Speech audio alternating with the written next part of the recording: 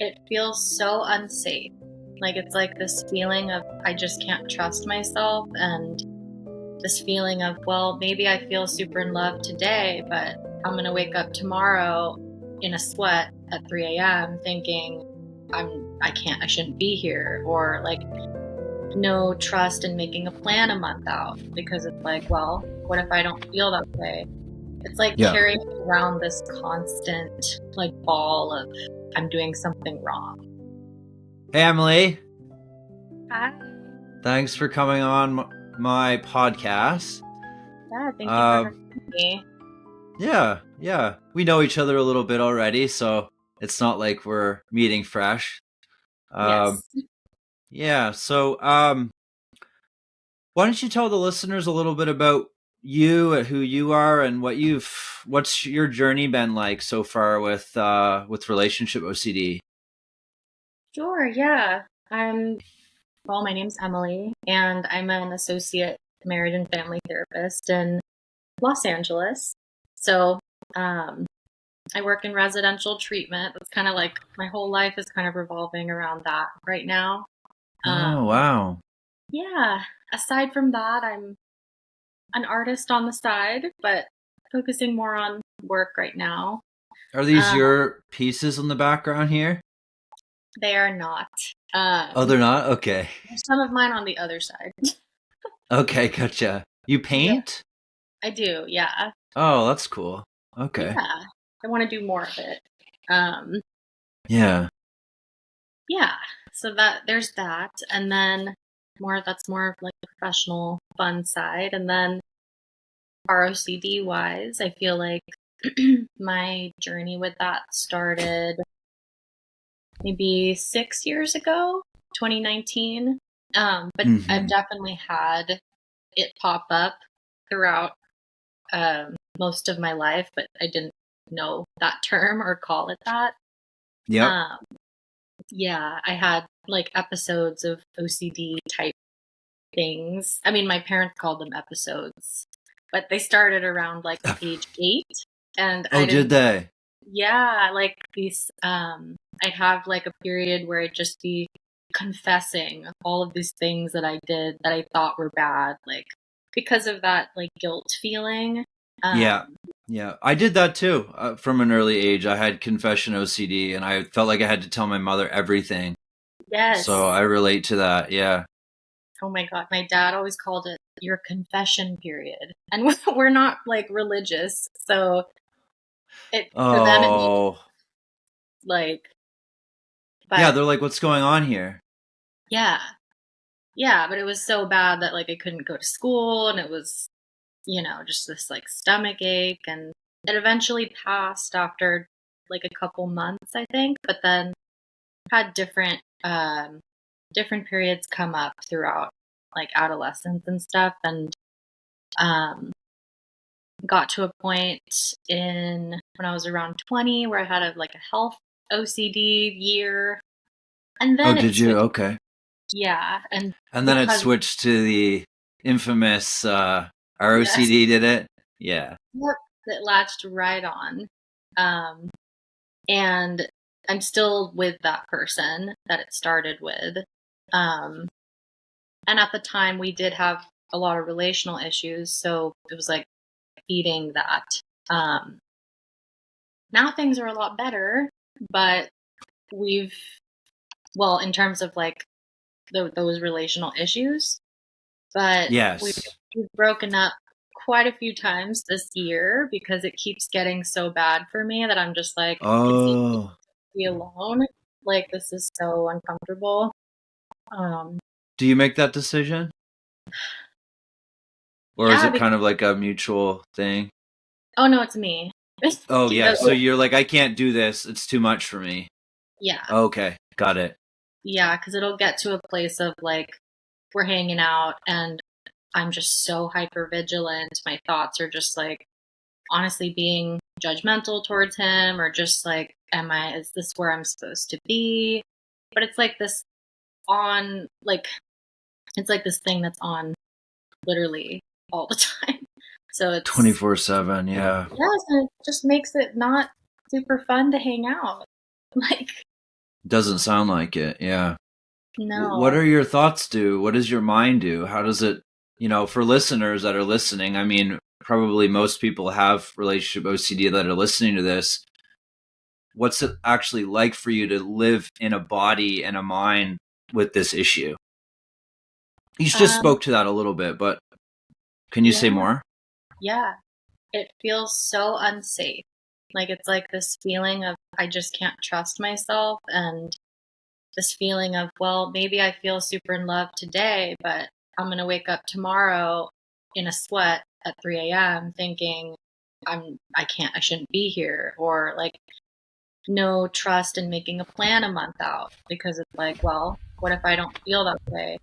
It's like Yeah. carrying around this constant like ball of I'm doing something wrong. Like, Oh, okay. yeah. Okay. That makes sense. Very uncomfortable. Yeah. Yeah. And is that so it fluctuates from day to day, but it's always kind of there for you in the background, is it? Yeah. I'd say a year ago it was so debilitating that I was like after work, I was just starting working as a therapist, so I was feeling really emotionally drained at the end of the day. And I remember like laying on the floor in my office, just like, oh my God, I have to go home. And now I have to deal with the ROCD Oh feeling, God. just like crying. And like, I ended up breaking up and moving out because I was like, I literally can't function. Like, this is Oh so, wow. yeah, it was so Ha- hard. It's yeah.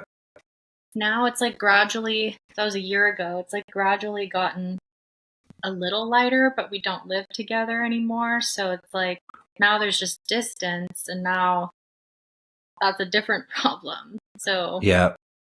Yeah. How does your partner respond or react to all this stuff? What's it like for him?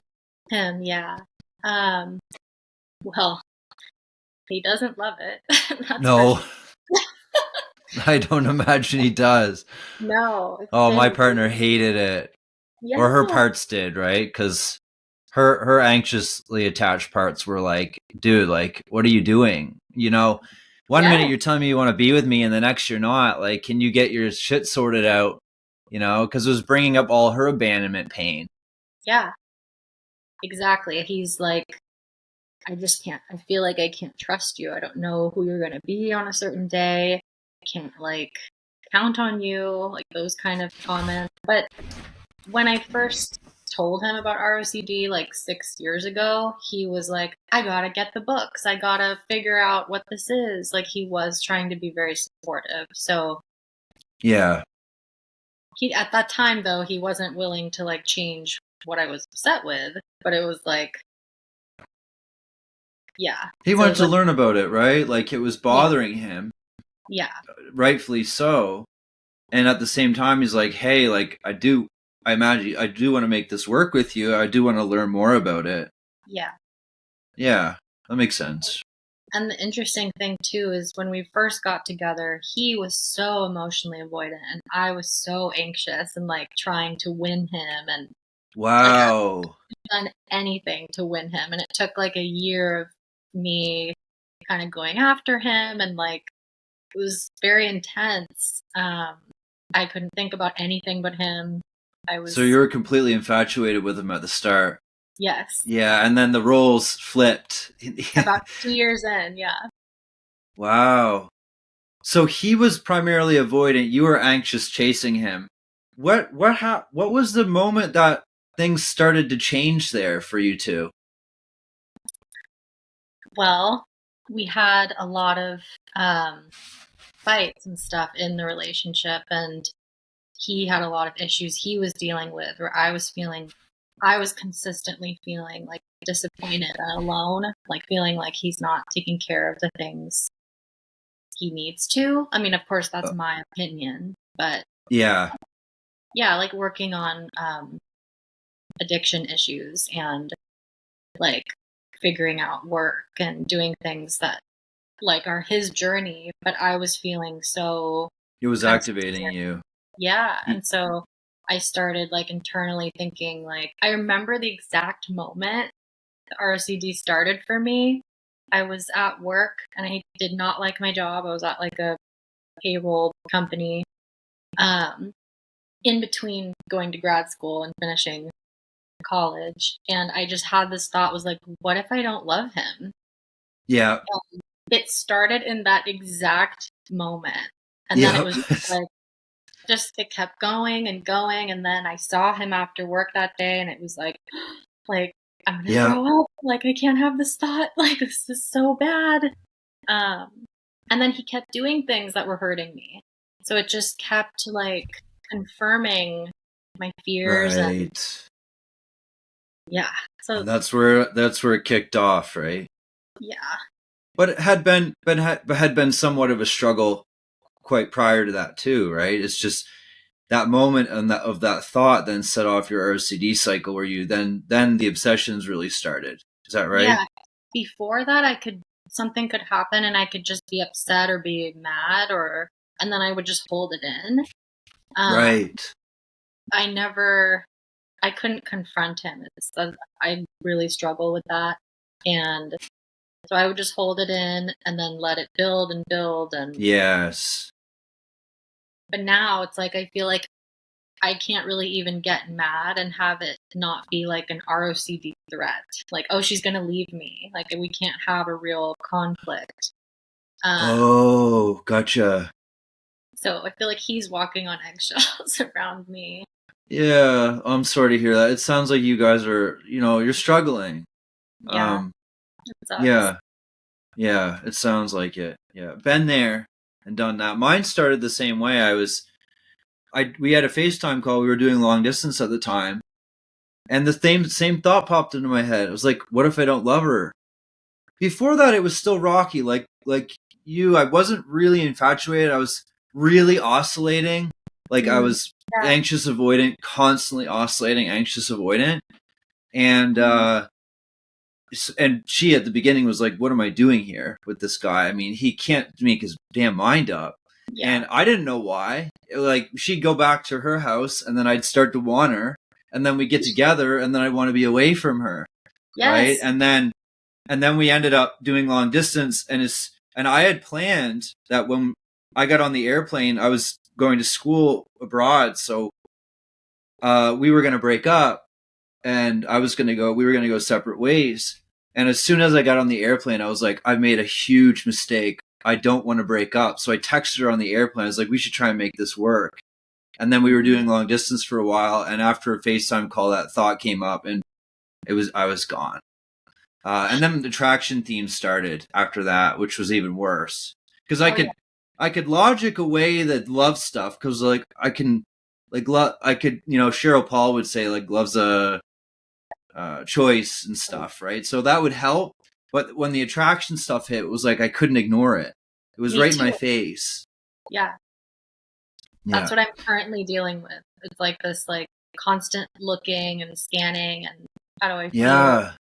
But it feels like I can't control it. But it's like such a fixation. It is, right? And you can't just look away. I mean, you can't just look away constantly. I mean, you have to kind of look at your partner. So anyway, it's challenging for sure. So I'm just aware of the time.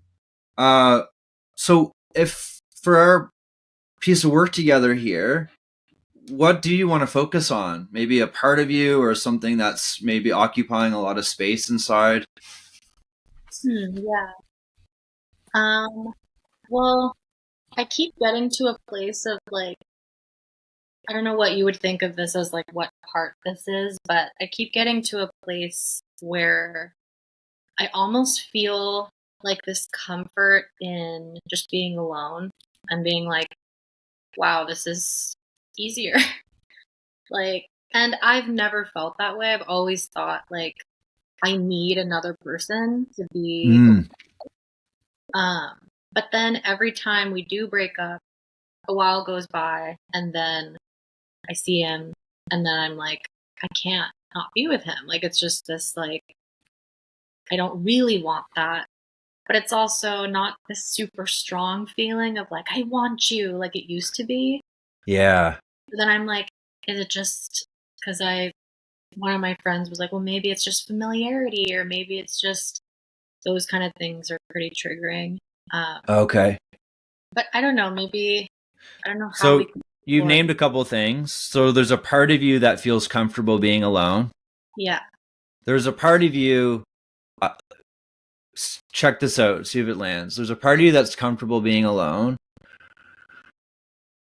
There's a part of you that wonders why that is, because that hadn't been the case before. Mm-hmm. There's a part of you that gets to the point where when that actually does want to be around him too. Is that right? So there's like the avoidant, maybe one who is comfortable being alone, but there's also the anxious part who does want him. And then there's a questioning part, like, what does all this mean? This isn't the way that it was before. Is it, am I supposed, there's like a supposed to, like I should be feeling this way or that way? Oh, yeah. Or like, maybe it's just because we've been together since I was 20 and I'm 29 now. And like, we jumped into this because I was so after him. Like, then questioning, well, if I am who I am now, what if I would choose differently? Or like, Right. there's, That's the obsessive part. yeah. Is that right? So you named the triangle that I draw, right? Obsessive, compulsive parts, avoidant parts, and anxious parts. Yeah. So where in there do you want to focus for today? Maybe the avoidant parts. Okay, got it. And that's the one that's comfortable being alone. How else do you experience your avoidant parts? My avoidant parts, I mean, I actually think I struggle with them with everybody. It's not just him. Like, it's like, even if like my parents call me, I'm like, like that's my first reaction. Or like someone and probably even here. Like, notice how you're avoiding. Are they showing up here? I don't know. Oh, you cut out. You say I don't know? I said I don't know, yeah. Okay. So family calls, friends, partner. Like if someone needs me, I know this sounds so bad, but it's like if someone makes a request like, I want to see you, or can you do this? Or my immediate response is always like pushing, like pulling Yes. Back. Mine too. Which Unless it's like a really close friend that like we're dear to each other, like I'll drop anything for. There's certain people. But but now who is it for you? Who stands out if someone needs you? You're like, I mean, you don't need to name names or anything, but yeah. I think it's like that with most people. It's actually, but it's not that I wouldn't drop if I drop what I'm doing for them. I would, right? But it's just like that feeling of like, like I just want to got it. Well, there you go. So there's the part. Does it feel okay to focus on that? Yeah. Okay, so focus on the and I just want to be in my own bubble. Notice how that's living in or around your body. What happens in your body? It feels a little bit like it doesn't feel good. I'd say it feels like a wall a little bit, or like a kind of a heat, or like a sensitive, like it feels like people are invading my space. Yes, that's right. Okay. People are invading space and there's a need to keep them out. Is that right? It's like, yeah. Okay. Can you feel that energy? This wanting to keep it out, keep people out? I think so, yeah. All right. Does it feel comfortable closing your eyes, or do you want to keep them open? I can close my eyes. I think the internet should be good now. Okay. Yeah, it's okay. It cut out a little bit, but you're all right. Okay. So go inside and notice this part who goes, ugh, I want to be in my own bubble. Feels like people are invading my space. Let's just say to that one, come, would you be willing to come forward so that we can get to know you a little bit better today?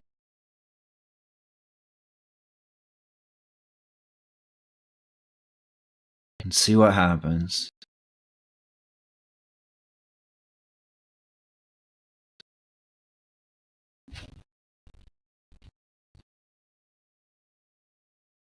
I'm hesitant but open to it. Oh, good. Okay. So the avoidant part's a bit hesitant but open? Almost like annoyed. It's like this Yes. kind of that same Yeah. feeling. Yeah. Exactly. Okay, good. So thank it for its willingness, even though it's a bit resistant to this. We really appreciate that. And we're here to listen to you, not judge or not try to change you, and not push through you. You're the boss. Just see how that feels.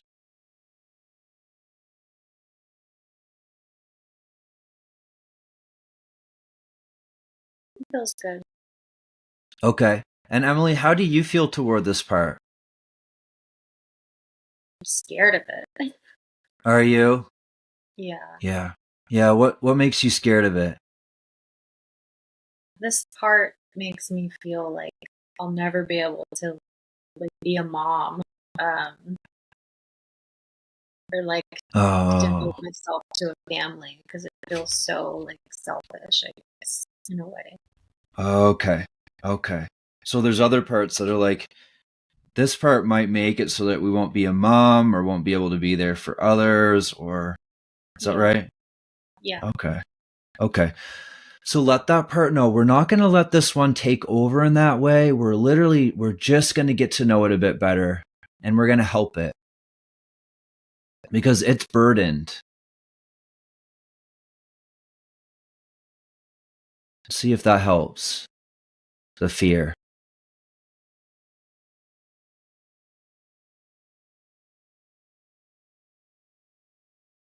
And it doesn't, and just so you know, if we try and reassure parts and they don't step back, don't feel like you need to try to keep getting them to step back to please me, or just they get, if they need to stay, they stay, and you can let me know, hey, this part doesn't want to step back. You know what I mean? Mm-hmm. Okay. Yeah. So just see what happens to that fearful part when we say that to it. Like, we're not going to let it take over. We're just going to spend some time with it and help it. I guess I feel like a little bit of like calmness in my chest. That's it. That's it. Great. Okay, so really thank that fearful part for giving you some space.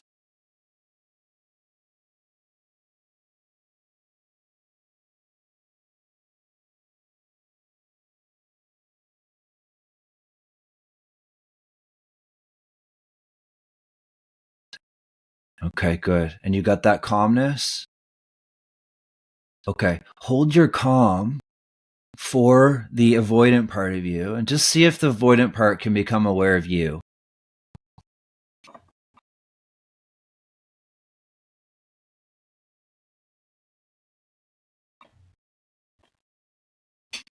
Mm-hmm. Okay, good. And notice what its attitude is toward you. I immediately felt like a much younger feeling. Yes. Okay, nice noticing. Yeah. So this avoidant part appears to be young then? Yeah, and what came up was more like a teenager feeling. Teenager. Yeah. Nice. Okay, good. Okay.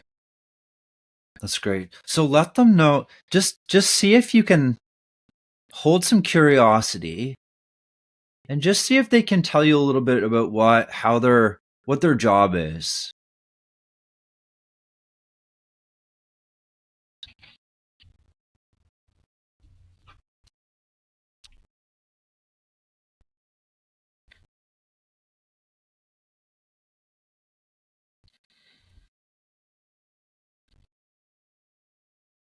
What came up job wise, I mean, first thing was like to protect me, Yeah.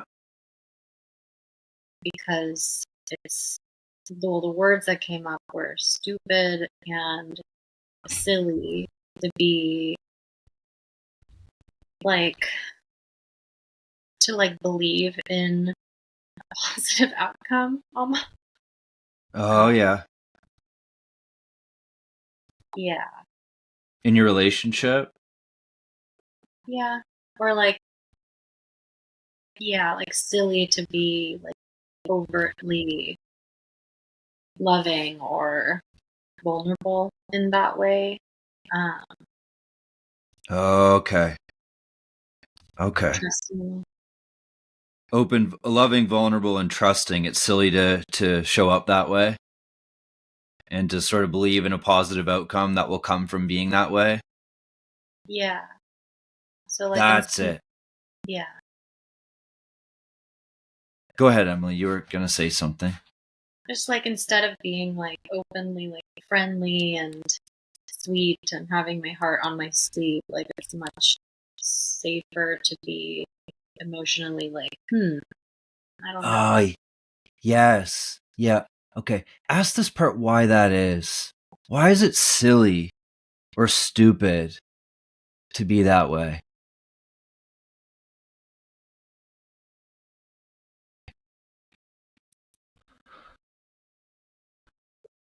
Well, I think there's an experience that I know like exactly why, um, Mm-hmm. in some way. In middle school, around I think age 13, um, there was a guy who had liked me for a whole year before then. And I was not into him. But a year in, I was like, okay, I could try having a boyfriend. That sounds fun. Yeah. And then we spent a year together, and I actually grew like really close with him and loved him. Um, and then a year in, I hung out with another guy and kissed him. I was 13. Oh. And I felt so guilty. And I told my boyfriend, and then he acted like things were fine. And then the next day just completely changed and broke up with me. Uh, Oh. Wow. yeah. That was like one of the worst months of my life, like that pain of that breakup. And Yeah. I didn't even like want him at the beginning. And then I grew to like trust him so much. And when that happened, I just felt like we did get back together, but the dynamic changed. Like it was more me like wanting him as opposed to Yes. wanting me. Yeah. That's right. Yeah. Okay. So the avoidant part's protecting a 13-year-old that was blindsided. Yeah. Okay. Okay. Ask the avoidant part if it goes back further than that.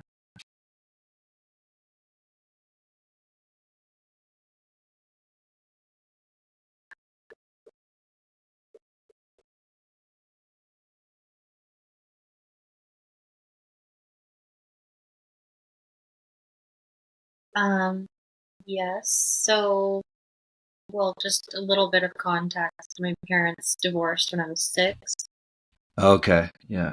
and I remember my when that happened, my mom started dating someone else after, and I was so resistant to him. And he's not my dad. He's not my dad. Yeah. And then after 3 years, I finally opened up to him and started acting like sweet, which is very hard to get me to do. Okay. And Okay. then I went on a trip with my actual dad, came back, and then asked my mom, like, I'm so excited to see him. When am I going to see him? And she was like, oh, we broke up. Oh no. Oh my goodness. Yeah. Oh. So there was, how did that's right. Okay. Yeah. Yeah. So there's a 6-year-old that finally, which took a lot for you to open up. was like, oh, I can see him as, I can sort of see him as, I don't know, do we want to call him somewhat of a father figure, or just opened up to him as your mom's partner? Just even as a friend, like, As a friend. That's right. That's right. And lo and behold, you get back and mom said that they're not together anymore.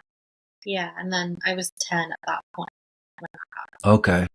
Okay, got it. So there's a 6 to 10-year-old, there's a 13-year-old that's being protected in here. Is that right? Yeah. Okay. Ask this avoidant part if it goes back further than that.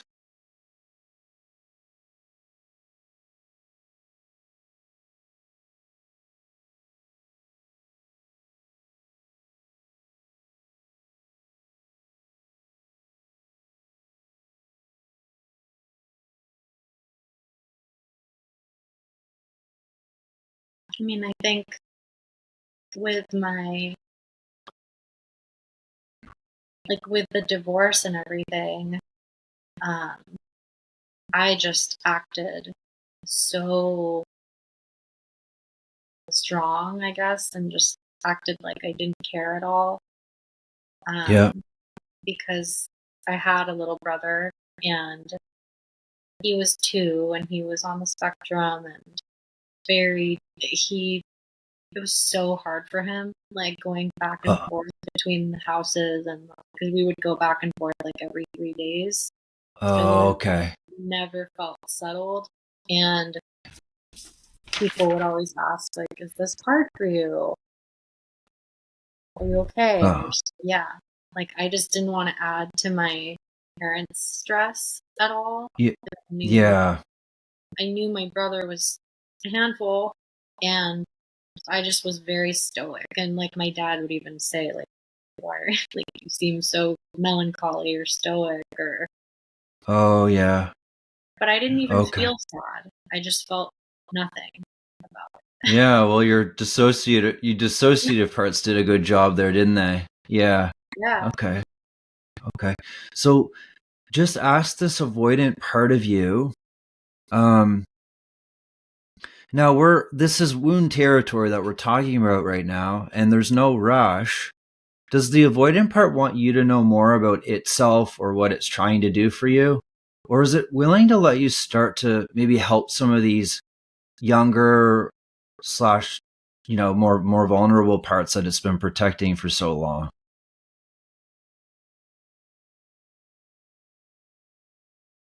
Can you say that one more time? Yeah, that was a mouthful for sure. See if the avoidant part wants you to know more about itself, or if it feels comfortable having you help some of those vulnerable parts in there. I guess this part just wants to say that they're really angry and have a negative outlook and feel like it's not safe to trust. I mean, I feel like I used to be someone who was so like with that first boyfriend, I was like, I'm gonna be with you forever. Easy. Yeah, But just so believing in it'll work. And from that point I never did feel that way again. So that's right. That's right. that was Because it huge. didn't want you to feel that. Is that right? It didn't want you to feel that way again. Yeah. It was really bad. Yeah, that's right. Makes sense, right? Yeah. Really let this avoidant part know you get that. There's been some really heavy uh, life experiences that have informed how strong it is in protecting you from getting hurt again.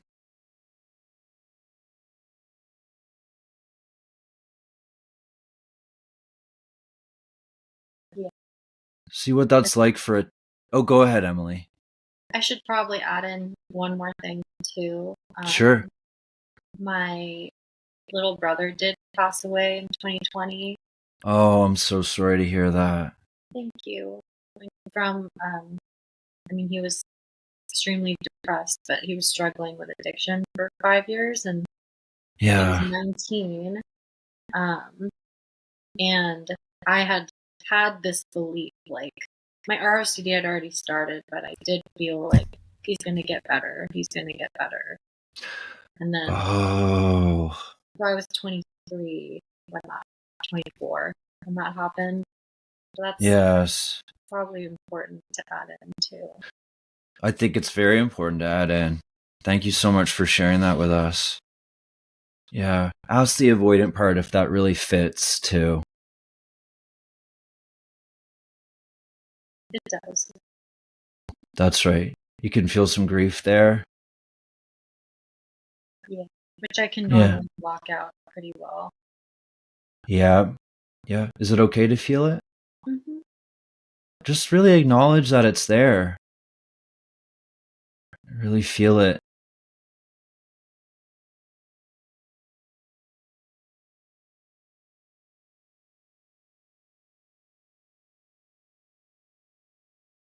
Some other parts have a way to exile it or push it down. But in this moment, there's a way that you can just be with it and say hello. See what that's like.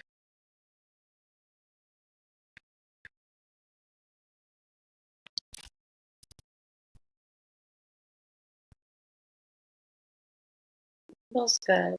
Feels connected. Good. I'm glad. Yeah. Okay.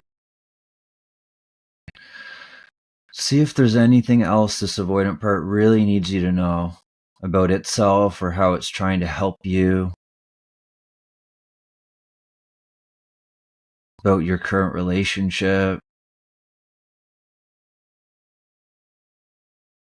It almost feels like it, when I think about it this way, it feels like it kind of takes over, like when I'm with him.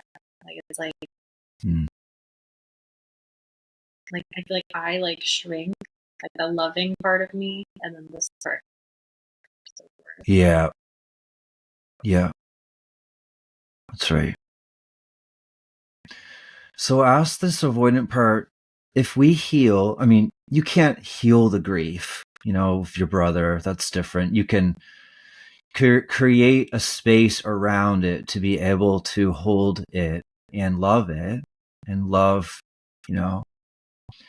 But the other stuff, if that pain was gone,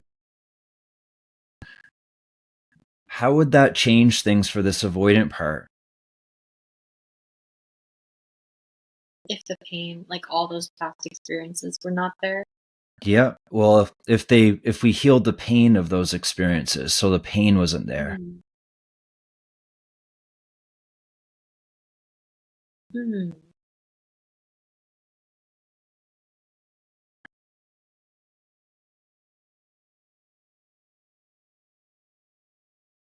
I don't know. It almost, what comes up is like you can't like unknow it.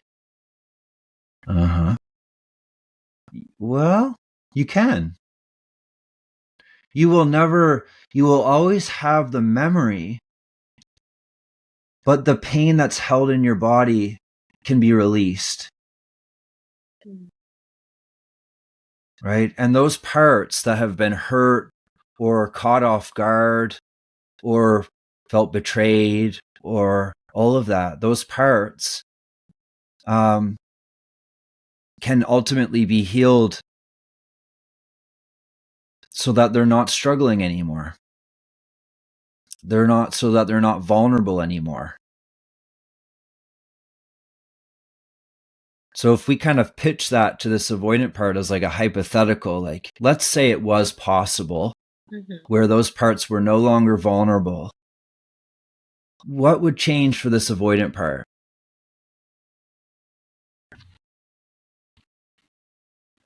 Oof, I feel like that part is so skeptical. Yes. Yeah. Yeah. Let's just say, hypothetically, that would be really freaking cool. Okay. Yeah. So, and I always invite parts to hold their skepticism. Like, we're not here to force any opinions on them or any reality on them that they're not ready for. I always like to lean into, what if we prove it? Yeah, I mean, I feel like that's what it Yeah. And then we ask the avoidant part, what would you rather do if none of those vulnerable parts were vulnerable anymore? What would you rather do in here or in life? I would just commit to my partner. I know we love each other, and I would just do things that feel good, and I wouldn't be too worried, and just be more present and That's right. be able to move forward. That's right. That's right. And you're hearing that from the avoidant part, right? I think so. Yep. Now let's have that scared part earlier hear that, because that's a possible reality.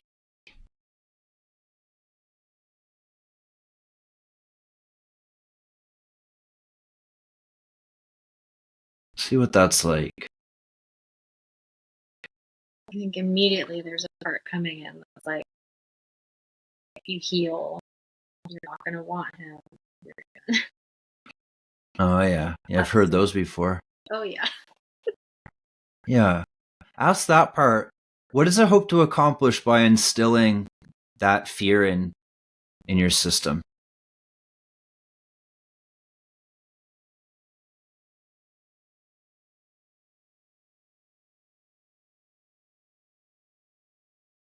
Just keeping you stuck, paralyzed. Yes. Not making a mistake. It keeps you stuck and paralyzed so that you don't take the risk and make a mistake. Is that right? Yeah. Because if you make a mistake, then what? And everyone will know that I'm bad. That's it. That's it, right? So, hey, how about we heal that one too? The badness. Would this part still need to instill doubt and fear if there was no badness anymore? Probably not. That's right. You see how things start to shift as we highlight these things? Okay. Okay. So, we've got I would say 10 minutes. Would these parts be willing, I guess more specifically the avoidant part, would the avoidant part be willing to let you start to heal one of those exiles, as we call them, that it's protecting in there? They're open to it, yeah. Okay. Ask them what they would prefer you start with. Which one? It was either the I am bad or the I'm trying to remember what the other one was. There was the boyfriend, the divorce. Oh, yes. Probably the I am bad. That one? I think so. Yeah. That sounds like a good idea. Yes. That sounds like a good idea to me. Okay. How's it sound? Would they be willing to let you be with that one? Yeah. Okay. Okay, great. Okay. So let them open the way, and let me know when you start to get a sense of that part that believes they're bad.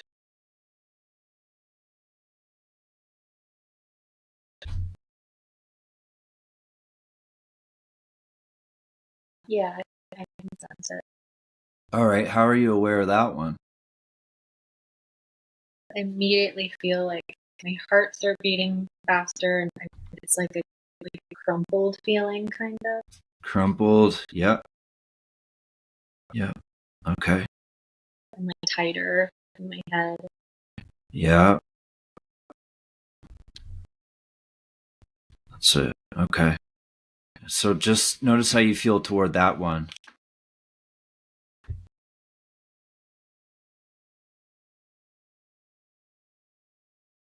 Almost like frustrated. Yep. How come? Because there's this like sense of like logically, like you're not bad, like, Uh-huh. but it's like this feeling that I can't shake. Like I love to sing, but I've never been able to sing in front of people. Like I don't like to be seen. I have social anxiety. It's like this. Oh, the frustrated part's frustrated at what this costs you. Yeah. Yeah, that makes a lot of sense to me. Yeah. Can you let it know? Can you let that frustrated part know you really get why it would be frustrated?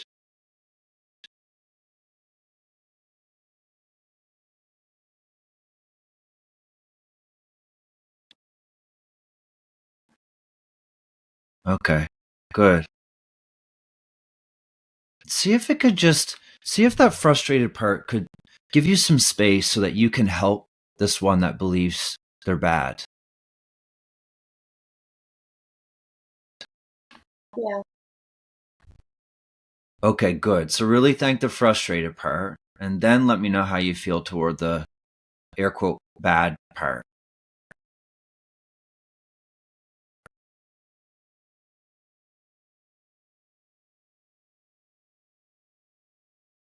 Just kind of like sad and curious. Yeah, is that like a compassionate heart? Yeah. Okay. So hold your heart open for this part and see if they can just start to become aware of your loving presence.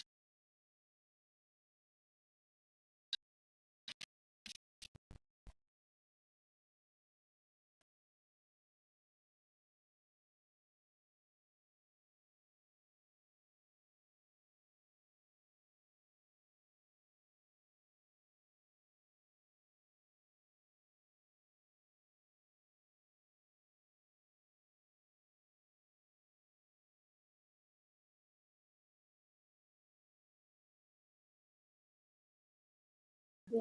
I think Oh, they're a little aware. yeah, good. Good. Great start. Okay. And just hold your curiosity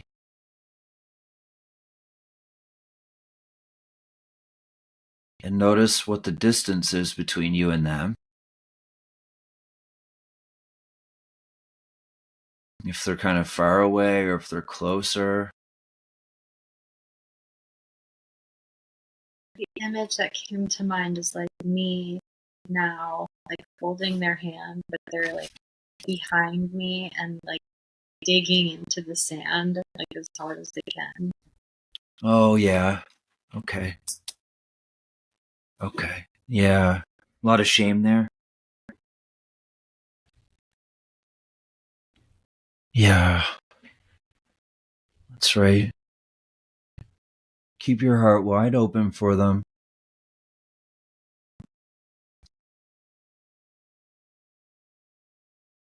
Let them adjust to love. Because love says, what does your love say to them?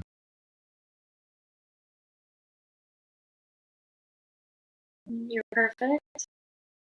Yeah. Yeah, that's right.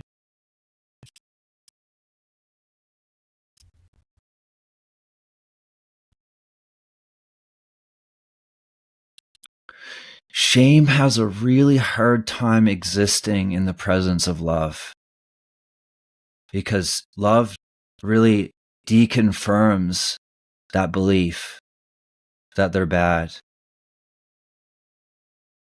See if they can feel that from you, that there's nothing in you, there's no space in love that sees them as bad.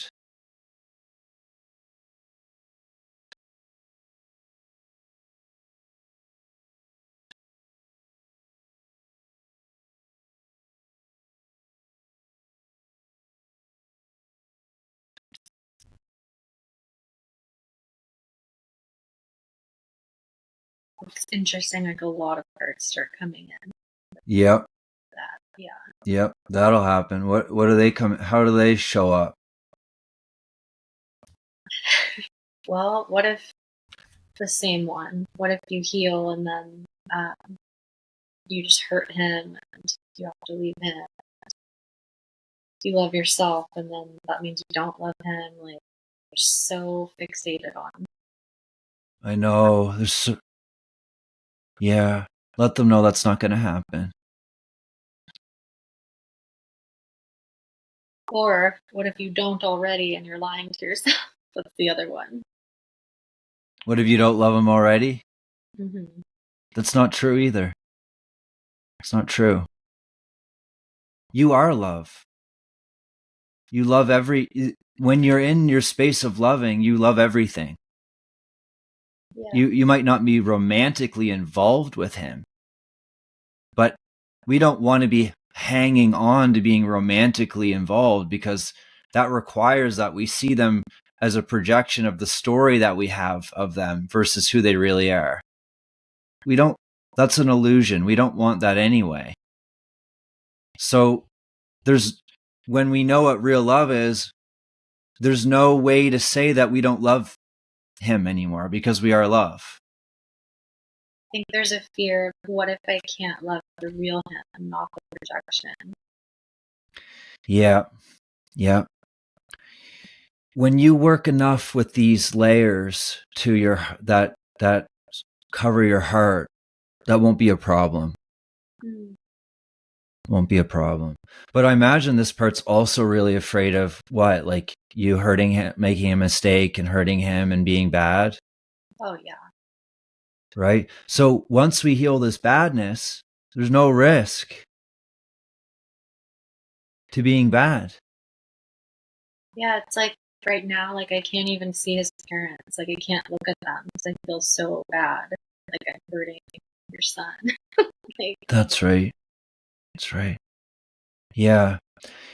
And just another little piece for your parts to consider here.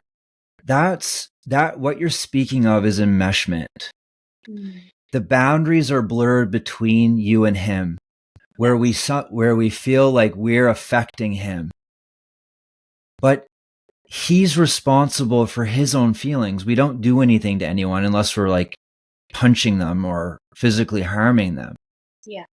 Right. But somewhere along the line, your parts started to take some responsibility on for how other people feel. Yes. Is that right? Mm-hmm. So we want to tease that apart because you're two separate individuals. He's choosing to be with you. That's his choice. He knows the risks.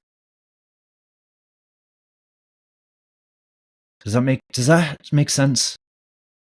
Yeah. Okay.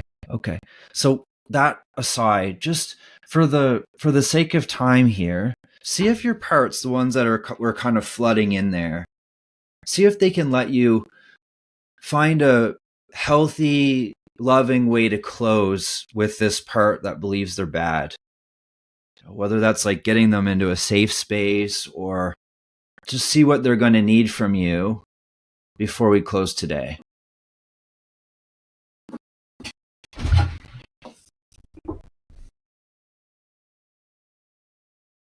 They feel a little bit of hope for that part.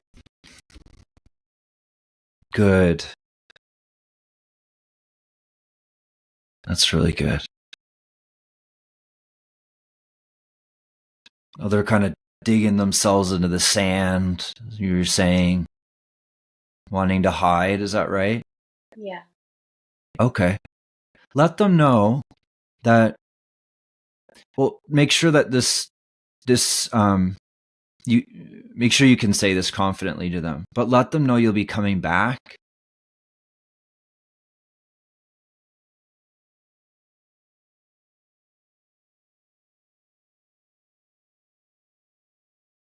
And that you will not forget about them.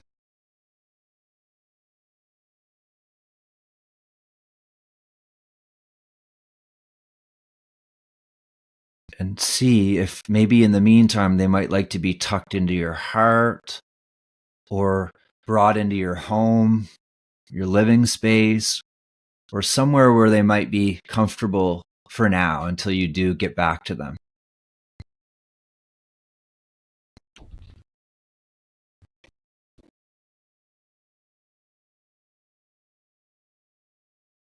Yeah, I like the idea of home. Yeah, at your home. Mm-hmm. Yeah, bring them to your home then. If they would like that, bring them to your home.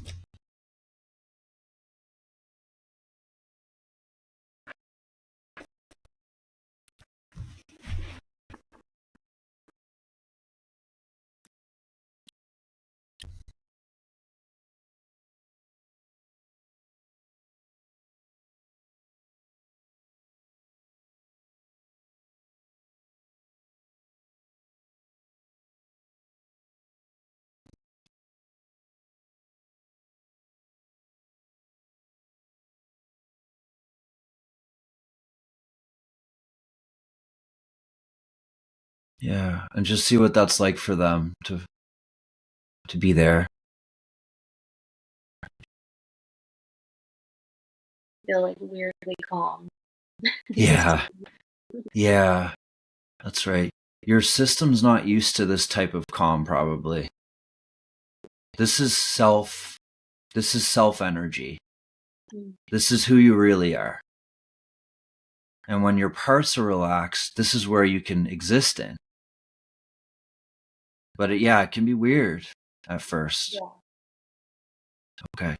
Now, we don't have too much time left, so let's just kind of quickly check back in with that avoidant part and just see how it feels for this avoidant part to have this badness healed a little bit today.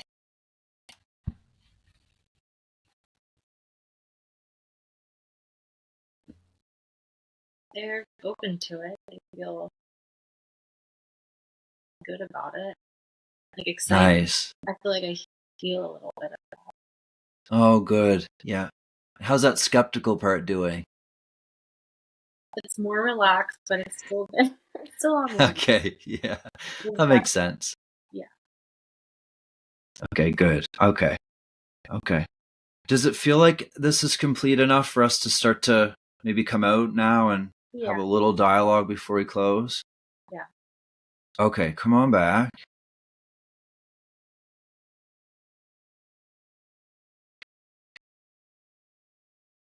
Very nice. Hello. Beautiful work. Thank you. How are you feeling? I feel pretty good. Good. We have to be somewhere, right? So, we'll probably just end it here. I just want to thank everyone for listening, and I hope you all benefited from this. Emily, is there just something that you might like to leave us off with here? You don't have to, but if anything just springs out from your heart, like a piece of wisdom or a reflection, what do you want people to know? I feel like what comes up immediately is just to keep trying. Love is worth it. Absolutely. Exactly. I think that's great. Yeah. Okay. Thanks, everybody. I mean, I'll see you on the other side just quickly before we end, and then we'll skip over to our group. Okay. Bye, everybody.